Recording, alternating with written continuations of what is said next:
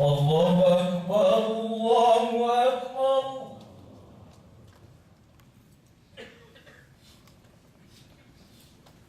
الله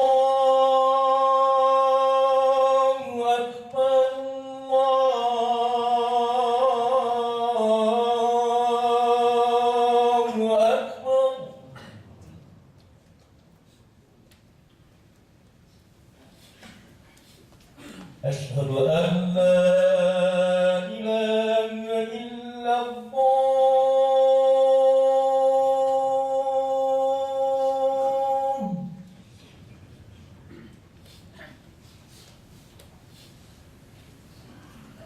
أشهد أن لا إله إلا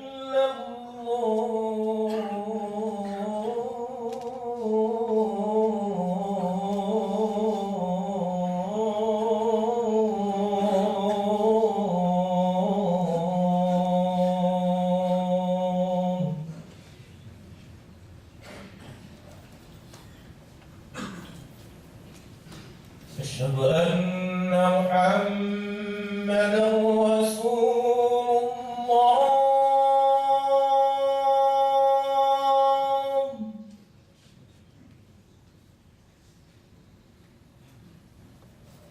أشهد أن محمدا رسول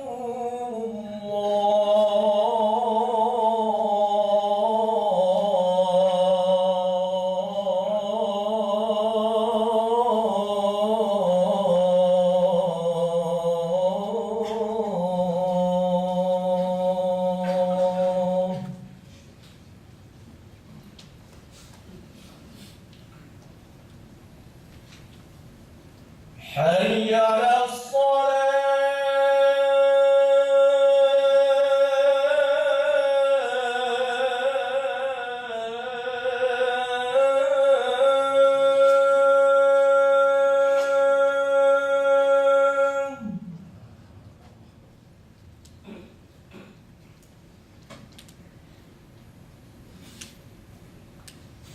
حي على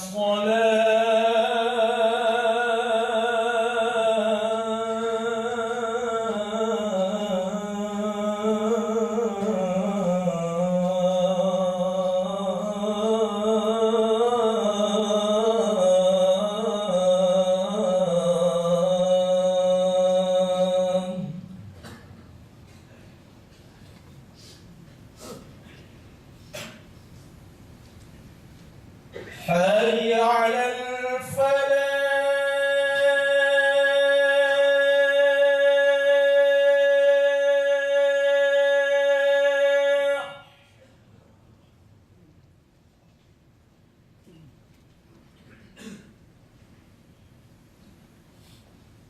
حي على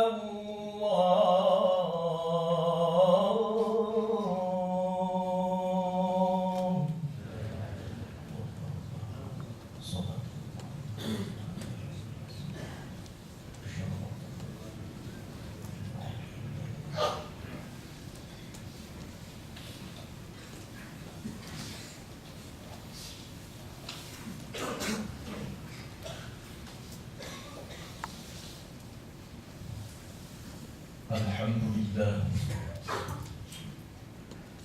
الذي كتب على نفسه الرحمة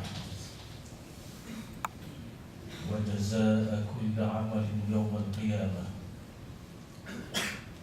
أشهد أن لا إله إلا الله وحده لا شريك له وأشهد أن محمدا عبده ورسوله لا نبي بعده.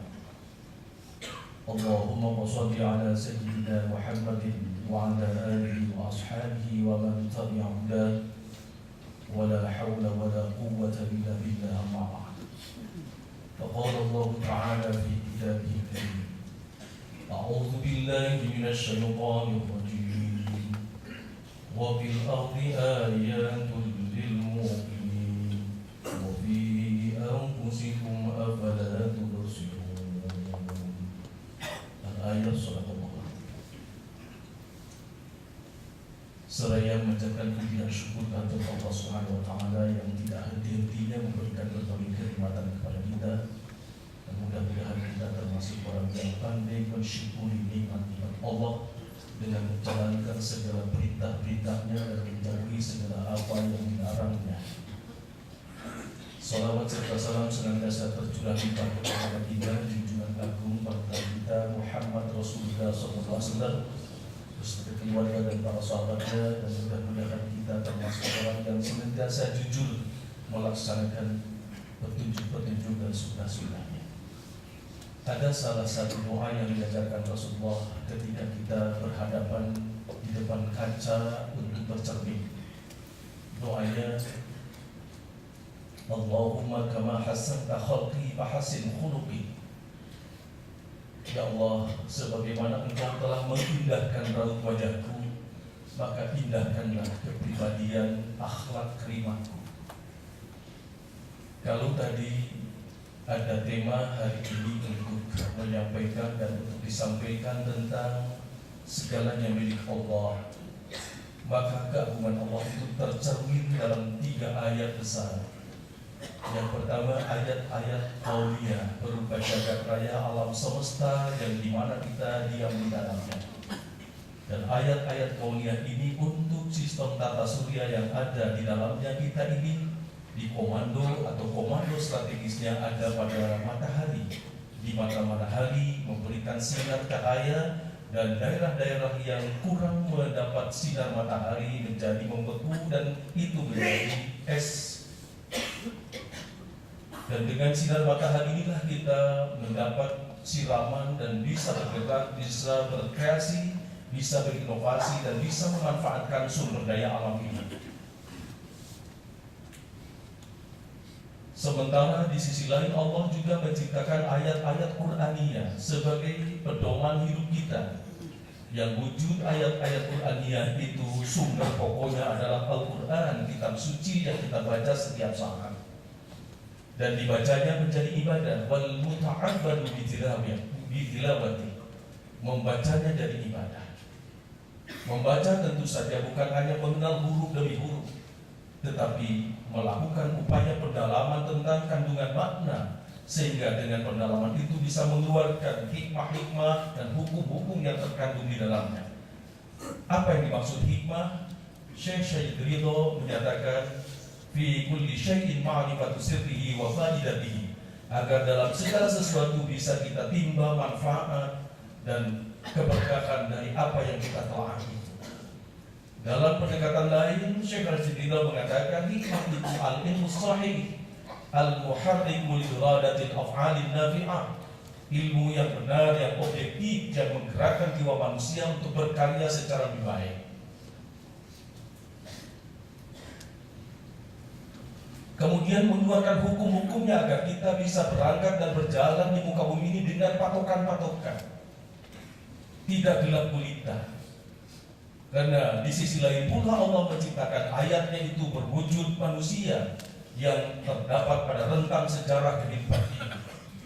Itulah yang diungkap oleh salah seorang guru besar Al-Berli yang menulis buku berjudul Revelation in Islam, Wahyu dalam Islam.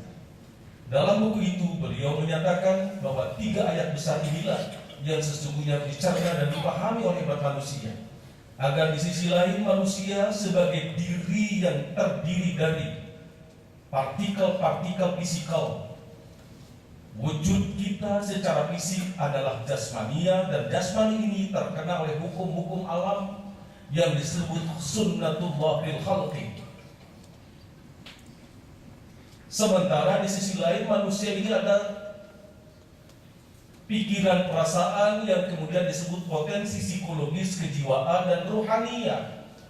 Seakan-akan ruhaniyah ini bukan dari unsur alam, karena Allah menyatakan wa nafakhtu fihi min ruh, aku tiupkan ruh pada manusia itu, berarti bukan sistem alam.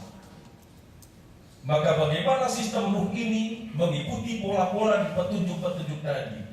Dengan demikian 3 piring atau 3 ayat besar ini kita cerna, kita pahami agar memahami bahwa kekuasaan Allah itu segalanya. Manusia berada di tengah-tengah, di satu sisi manusia fisik jasmani terkena hukum alam, di sisi lain ada hukum rohani. Dan hukum rohani ini sumber kehidupannya, sumber patokannya adalah Al-Quran Karim. Makanya dalam doa tadi, di situ tercermin ada khalqiyah, ada khuluqiyah. Di mana fisik jasmani kita berdoa agar apa yang cantik, yang indah, yang ganteng ini seirama dengan gantengnya akhlak karimah kita. Banyak orang yang penampilannya meyakinkan, bahkan bicaranya meyakinkan, seorang rhetorician, seorang bijak meyakinkan pada orang lain dalam waktu yang singkat, tetapi akhlaknya acak-acakan. Menunjukkan tidak sinkronnya hukum alam yang ada pada diri kita dengan hukum kemanusiaan yang ada pada diri kita. Itulah sebabnya manusia harus di satu sisi menyadari tentang hukum alam agar perilaku sehari-hari dalam masalah-masalah yang terkait dengan kerja kita. Mungkin bapak-bapak di sini bergerak dalam kerja-kerja fisikal yang terkait dengan sistem jaringan alam semesta, di mana bapak bergerak di situ. Semuanya menggunakan sunnatullah fil khalqi, hukum-hukum alam. Jika tidak tepat menggunakan jaringan-jaringan itu, maka tidak akan menghasilkan sesuatu yang bermakna bagi kita. Tetapi jangan lupa kita sebagai manusia, hamba Allah, di mana dari diri kita ada roh, di mana diri kita ada sesuatu yang harus mempertanggungjawabkannya nanti di yaumil kiamat, maka kita juga tunduk pada hukum-hukum Al-Quran ini. Sehingga perilaku kita menjadi perilaku yang dalam bahasa doa tadi adalah fahasin khuluqi, indahkanlah akhlakku ya Allah.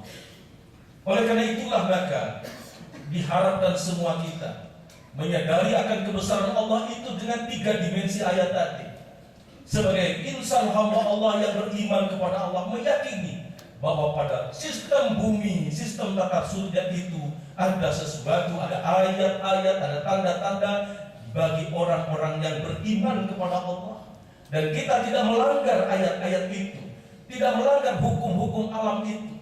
Contoh membuang sampah sembarangan, karena itu mengganggu hukum alam, berakibat kepada malapetaka kehidupan. Contoh kita mengendarai kendaraan dengan sembarangan, tidak tepat dengan hukum-hukum alamnya, maka itu juga akan berakibat dan membahayakan pada diri kita. Sebagaimana juga kita sebagai insan hamba Allah yang harus punya etika, estetika, dan taat norma, diharapkan tidak melanggar aturan-aturan itu. Karena kalau kita ngomelin orang lain saja akan berakibat pada kita. Kalau kita tidak sholat saja akan berakibat pada kita. Kalau kita melanggar hak-hak orang lain dan kemudian hak orang lain kita ambil semena-mena dengan tidak ada aturan yang jelas, maka itu juga akan melahirkan malapetaka. Bukankah orang banyak ingin secara kaya raya mendadak, tapi mengambil hak-hak orang lain? Penampilan gagah perkasa, jabatan mentereng, secara fisikal orang semua hormat, tetapi secara moral dia ancur-ancuran. Maka dengan demikian kita sebagai warga kaum muslimin wal muslimat, mukminin mukminat meyakini akan ayat-ayat itu, lalu bagaimana mengkolaborasi ayat-ayat tadi menjadi sesuatu yang menjadi kekuatan pada diri kita. Ayat kauniyah kita baca, kita renungkan, kita kaji, dan kita ikuti norma-norma itu. Ayat-ayat Qur'aniyah kita baca Al-Quran sebagai pedoman kita, dan ayat-ayat tarihiyah dan sejarah peradaban kita, maka kita berjalan di muka bumi ini dengan mengikuti tata krama dan irama aturan-aturan yang diberikan Allah kepada kita semua. Saya kira aturan-aturan ini sudah kita baca, sudah kita pelajari, dan sudah kita pahami. Tinggal bagaimana dari waktu ke waktu setahap demi setahap kita melangkah dengan sejumlah aturan itu. Hatta aturan itu terbawa dalam sistem kerja kita di kantor-kantor. Sekecil apapun meja kita, sekecil apapun kursi kita, bagi umat yang beragama, itu semua harus dipertanggungjawabkan di mahkamah ilahiyah. Mudah-mudahan Allah menyertai kita selama-lamanya dengan meyakini alam ciptaan Allah, manusia ciptaan Allah, Al-Quran petunjuk Allah. Dikawinkanlah dalam diri kita menjadi satu kesatuan sistem perilaku kita sehari-hari. Allah Subhanahu wa taala akan menyertai kita selama-lamanya. Aqulu qouli hadza astaghfirullahi li wa lakum wa lisairil muslimina wal muslimat innahu huwal ghafurur rahim.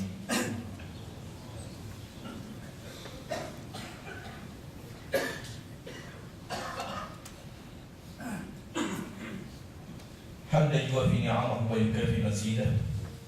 أشهد أن لا إله إلا الله وحده لا شريك له وأشهد أن محمدا عبده ورسوله لا نبي بعده اللهم صل على سيدنا محمد وعلى آله وأصحابه ومن تبع هداه ولا حول ولا قوة إلا بالله أما بعد فيا عباد الله أوصيكم ونفسي بتقوى الله فقد فاز المتقون. Manusia yang sukses di hadapan Allah adalah manusia yang bisa mengawinkan 3 ayat tadi, sekaligus menjadi kepribadian dalam perilaku kita sehari-hari. Karena ciri orang yang berperadaban adalah pertama memiliki etika, yang kedua memiliki estetika, dan yang ketiga taat akan norma-norma yang telah dibimbingkan. Norma-norma sosial ini bersumber dari petunjuk-petunjuk Allah dan sunnah-sunnah Rasulullah serta kaul-kaul ulama yang mu'tabar, kaul-kaul ulama yang bisa kita ikuti, kaul-kaul ulama yang memberikan doping spiritual untuk semangat menyongsong rahmat dan ridho Allah, di mana Allah menyatakan fa'alhamaha fujuraha wa taqwaha, bahwa pada potensi diri manusia ada kecenderungan untuk menyimpang, ada kecenderungan untuk bertakwa kepada Allah. Maka sebagai hamba Allah yang beriman kepada Allah, tentu saja kita ingin menjadi orang yang berposisi pada ketakwaan kepada Allah. Dan ketakwaan itu diwujudkan dalam perilaku kita, di mana seluruh perilaku kita berangkat dari nawaitu yang benar, lalu melakukan perjalanan dan kreativitas dengan mekanisme yang benar, dan kemudian tujuan perilaku kita semata-mata keridhaan Allah Subhanahu wa taala. Marilah dengan segala keterbatasan kita memohon kepada Allah, kiranya Allah masih tetap meridhai kita, merestui kita, dan memberikan bimbingan selama-lamanya agar kita tidak tersesat dalam kehidupan ini. Inna Allah wa malaikatahu yusalluna 'alan nabi ya ayyuhalladzina amanu sallu 'alaihi wa sallimu taslima. Allahumma salli ala sayyidina wa habibina syafi'ina wa maulana Muhammad wa sallim radhiyallahu tabaraka wa ta'ala kulli sahabati rasulillahi ajma'in. Hamdan yuwafi ni'amahu wa yukafi mazidah. Ya Rabbana lakal hamdu kama yanbaghi li jalali wajhikal karim 'azim wassalatu 'alaik. Allahumma ighfir lil mu'minina wal mu'minat wal muslimina wal muslimat al ahya minhum wal amwat bi rahmatika ya arhamar rahimin. Allahumma ighfir warham li abaina wa ummahatina wa ajdadina wa jaddadina wa li masyayikhina wa li asatidina wa li asatidatina wa li ikhwanina wa li akhwatina wa li jami'il mu'minina wal mu'minat wal muslimina wal muslimat al ahya'i minhum wal amwat. Rabbana atmim lana nurana waghfir lana innaka ala kulli syai'in qadir. Rabbana atina fid dunya hasanah wa fil akhirati hasanah wa qina 'adzabannar wa adkhilna jannata ma'al abrar ya 'aziz ya ghaffar ya rabbal alamin. Wa sallallahu ala Muhammadin wa ala alihi wa sallam ajma'in. Subhana rabbika rabbil 'izzati 'amma yasifun wa salamun 'alal mursalin walhamdulillahi rabbil alamin. Wallahu illa Allah ya'muru bil 'adli wal ihsani wa ita'i dhil qurba wa yanha 'anil fahsya'i wal munkar wal baghi ya'idukum la'allakum tadhakkarun. Radhiyallahu anhu wa astaghfirullahi wa lakum.